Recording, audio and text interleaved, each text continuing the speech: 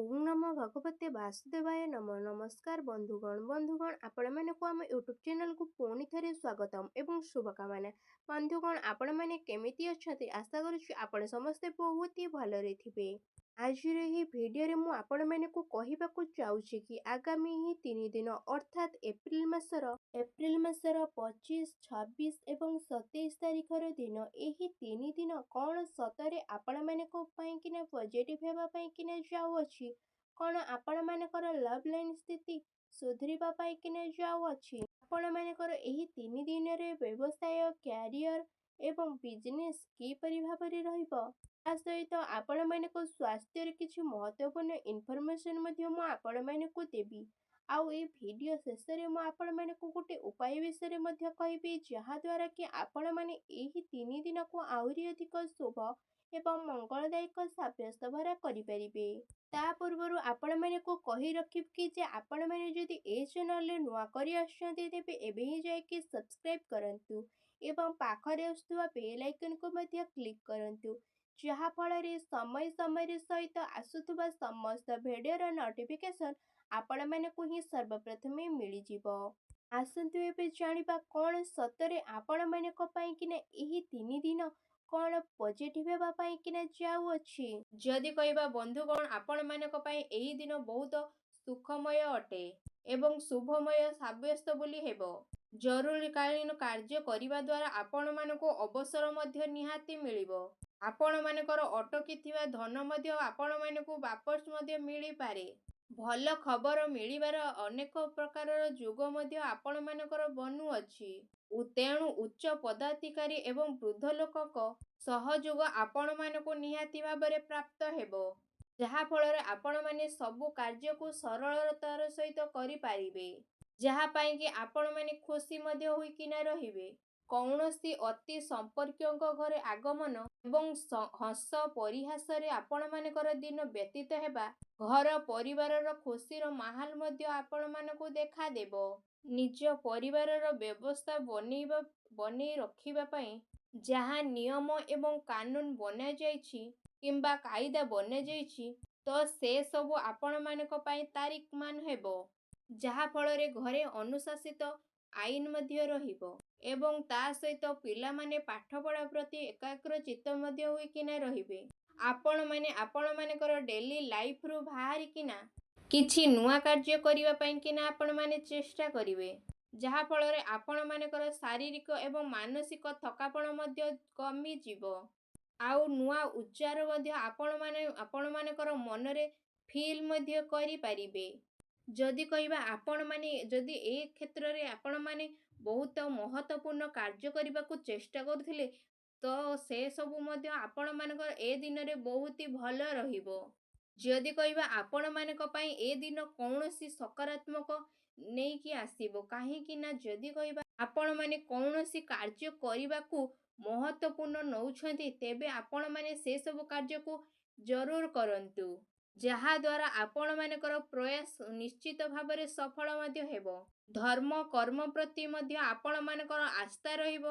ଆପଣମାନେ ସବୁବେଳେ ଦିଲ୍ ଅପେକ୍ଷା ଦିମାଗର ନିର୍ଣ୍ଣୟ ମଧ୍ୟ ନେବେ।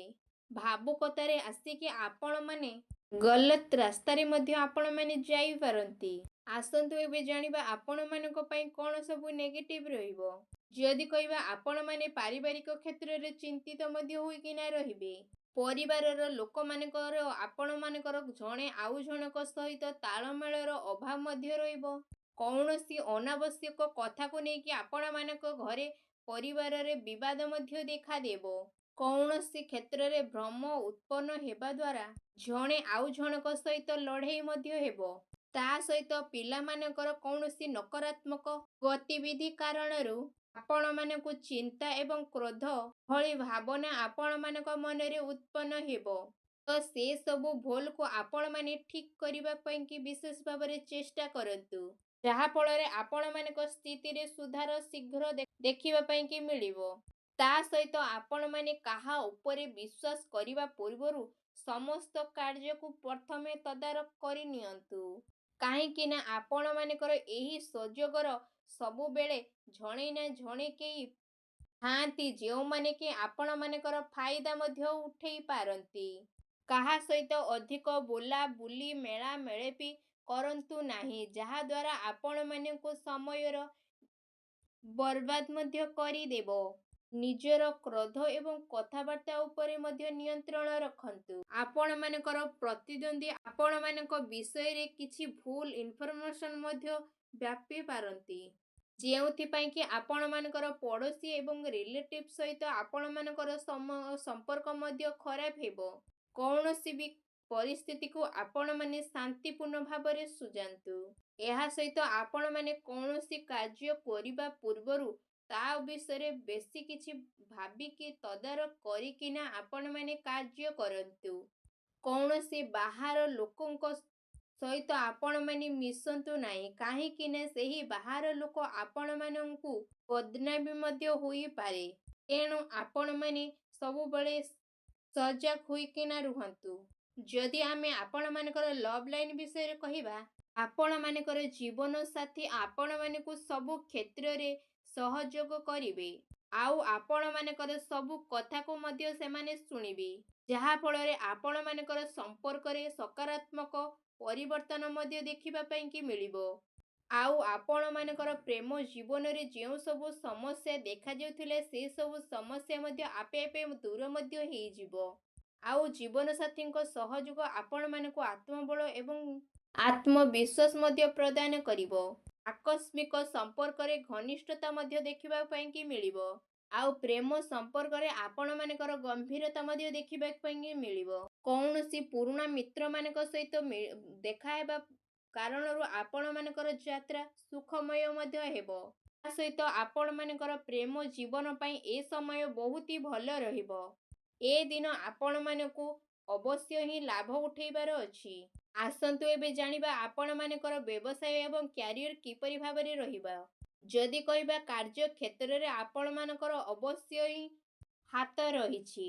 କୌଣସି ଭୁଲ କାର୍ଯ୍ୟ ଦ୍ୱାରା ଆପଣମାନଙ୍କୁ ଆସୁଥିବା ଅର୍ଡ଼ର ମଧ୍ୟ ଆପଣମାନଙ୍କ ହାତରୁ ମଧ୍ୟ ଚାଲି ଯାଇପାରେ।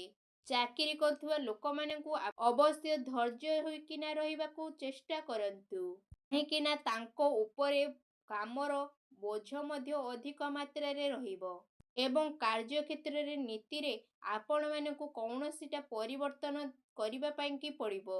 କୌଣସି କର୍ମଚାରୀଙ୍କ ନଜରକୁ ଆପଣମାନେ ନଜରଅନ୍ଦାଜ କରନ୍ତୁ ନାହିଁ। ଆପଣମାନଙ୍କ ପିଠି ପଛରେ କୌଣସି ବ୍ୟକ୍ତି ଆପଣମାନଙ୍କୁ କଷ୍ଟ ଦେବାକୁ ଚେଷ୍ଟା କରିପାରେ। କୌଣସି ଅନୈତିକ କାର୍ଯ୍ୟ କରିବା ଠାରୁ ଆପଣମାନେ ଦୂରେଇକିନା ରୁହନ୍ତୁ, କାହିଁକି ନା ଏହାର ଖରାପ ପ୍ରଭାବ ଆପଣମାନଙ୍କର ମାନ ସମ୍ମାନ ଉପରେ ମଧ୍ୟ ପଡ଼ିପାରେ। ତେଣୁ ଆପଣମାନେ କୌଣସି ଅଜଣା ବ୍ୟକ୍ତିମାନଙ୍କ ସହିତ ଡିଲ୍ ଫାଇଲ୍ କରନ୍ତୁ ନାହିଁ। ଏହା ଆପଣମାନଙ୍କ ପାଇଁ ବହୁତ ଭଲ ରହିବ। ଏହା ସହିତ କାର୍ଯ୍ୟକ୍ଷେତ୍ରରେ ଚାଲି ଆସୁଥିବା ପ୍ରୋବ୍ଲେମକୁ ଆପଣମାନେ ଶାନ୍ତିପୂର୍ଣ୍ଣ ଭାବରେ ସୁଲଝେଇବାର ଅତି ଆବଶ୍ୟକତା ମଧ୍ୟ ରହିଛି। ଆସନ୍ତୁ ଏବେ ଜାଣିବା ଆପଣମାନଙ୍କର ଏହି ଦିନରେ ସ୍ୱାସ୍ଥ୍ୟ କିପରି ଭାବରେ ରହିବ। ଯଦି କହିବା ଆପଣମାନଙ୍କୁ ଏହି ଦିନମାନଙ୍କରେ ଏସିଡିଟି ଏବଂ ଗ୍ୟାସ୍ ସମ୍ବନ୍ଧୀୟ କିଛି ଉତ୍ପନ୍ନ ମଧ୍ୟ ହୋଇପାରେ। ଆପଣମାନେ ଆପଣମାନଙ୍କର ଖାଦ୍ୟପେୟ ଉପରେ ସଂଯମତା ବନେଇକିନା ବିଶେଷ ଭାବରେ ରଖନ୍ତୁ। ଏହା ସହିତ ନିଜର ସ୍ୱାସ୍ଥ୍ୟକୁ ଆହୁରି ଅଧିକ ଭଲ ରଖିବା ପାଇଁକି ଆପଣମାନେ ପ୍ରତ୍ୟେକ ଦିନ ଯୋଗ କରନ୍ତୁ, ବ୍ୟାୟାମ କରନ୍ତୁ, ଯାହାଫଳରେ ଆପଣମାନଙ୍କର ସ୍ୱାସ୍ଥ୍ୟ ବହୁତ ଭଲ ରହିବ ଏବଂ ଠିକ୍ ରହିବ। ଏବଂ ତା ସହିତ ଆପଣମାନେ ପ୍ରତ୍ୟେକ ଦିନ ସକାଳୁ ସୂର୍ଯ୍ୟଙ୍କୁ ଜଳ ମଧ୍ୟ ଅର୍ପଣ କରନ୍ତୁ। ଦେଖିବେ ଯାହାଦ୍ୱାରା ଆପଣମାନଙ୍କୁ ସମୟ ଏବଂ ସଫଳତା ମଧ୍ୟ ପ୍ରାପ୍ତ ହେବ। ଆସନ୍ତୁ ଏବେ ଜାଣିବା ଆପଣମାନଙ୍କର କ'ଣ ଉପାୟ ମଧ୍ୟ ରହିଅଛି। ଆପଣମାନେ ସ୍ନାନ ଆଦି କରିସାରିଲା ପରେ ହର ହର ମହାଦେବଙ୍କ ମନ୍ଦିରକୁ ଯାଆନ୍ତୁ ଏବଂ ସେଠି ଯାଇ ବେଲପତ୍ର ଏବଂ ଦୁଗ୍ଧ ଅର୍ପଣ କରନ୍ତୁ, ଯାହାଫଳରେ ମହାଦେବଙ୍କର ଆଶୀର୍ବାଦ ଆପଣମାନଙ୍କ ଉପରେ ବନିକିନା ରହିବ। ଆପଣମାନଙ୍କୁ ମହାଦେବଙ୍କର ସାନ୍ନିଧ୍ୟ ପ୍ରାପ୍ତ ହେଉ ଏବଂ ଆପଣମାନେ ସବୁବେଳେ ଖୁସିରେ ରୁହନ୍ତୁ। ଯଦି ଭିଡ଼ିଓଟି ଭଲ ଲାଗିଥାଏ ତେବେ କମେଣ୍ଟ ବକ୍ସରେ ହର ହର ମହାଦେବ ବୋଲି ଅବଶ୍ୟ ଲେଖନ୍ତୁ। ପୁଣି ଦେଖା ହେବ ଏକ ନୂତନ ଭିଡ଼ିଓ ମାଧ୍ୟମରେ। ସେ ପର୍ଯ୍ୟନ୍ତ ବିଦାୟ ଦିଅନ୍ତୁ। ରହୁଛି। ଧନ୍ୟବାଦ।